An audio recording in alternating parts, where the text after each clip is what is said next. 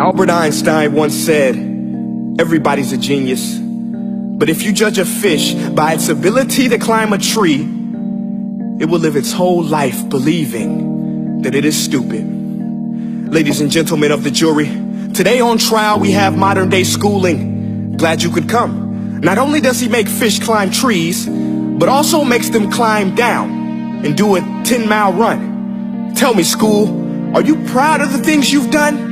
Turning millions of people into robots, do you find that fun? Do you realize how many kids relate to that fish swimming upstream in class, never finding their gifts, thinking they are stupid, believing they are useless? Well, the time has come, no more excuses. I call school to the stand and accuse him of killing creativity, individuality, and being intellectually abusive.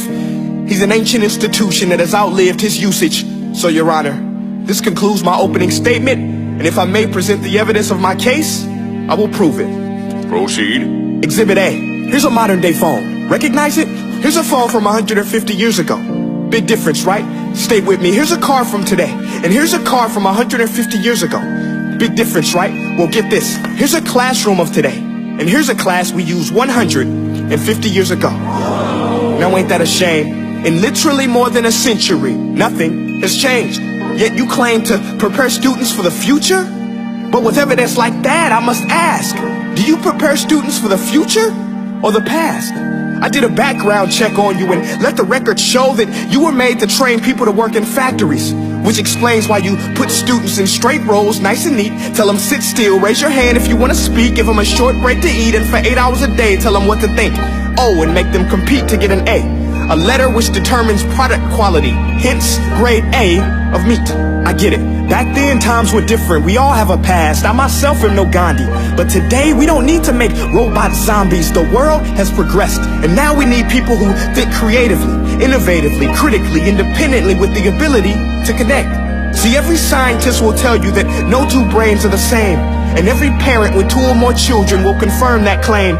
So please explain why you treat students like cookie cutter frames or snapback hats, giving them this one-size-fits-all crap. Watch your language. Sorry, Your Honor, but if a doctor prescribed the exact same medicine to all of his patients, the results will be tragic. So many people will get sick, yet when it comes to school, this is exactly what happens, this educational malpractice, where one teacher stands in front of 20 kids, each one having different strengths, different needs, different gifts, different dreams, and you teach the same thing the same way?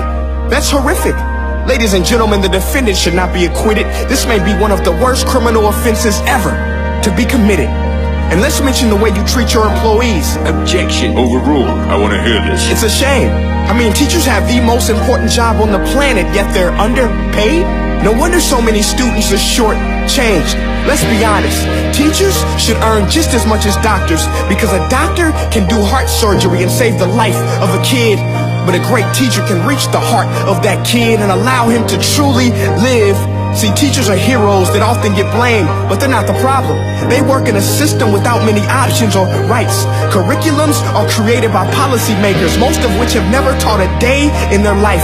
Just obsessed with standardized tests. They think bubbling in a multiple choice question will determine success. That's outlandish. In fact, these tests are too cruel to be used and should be abandoned, but don't take my word for it. Take Frederick J. Kelly, the man who invented standardized testing, who said, and I quote, "These tests are too cruel to be used and should be abandoned." Ladies and gentlemen of the jury, if we continue down this road, the results will be lethal. I don't have much faith in school, but I do have faith in people. And if we can customize healthcare, cars, and Facebook pages, then it is our duty to do the same for education, to upgrade and change and do away with school spirit, because that's useless. Unless we're working to bring the spirit out of each and every student, that should be our task.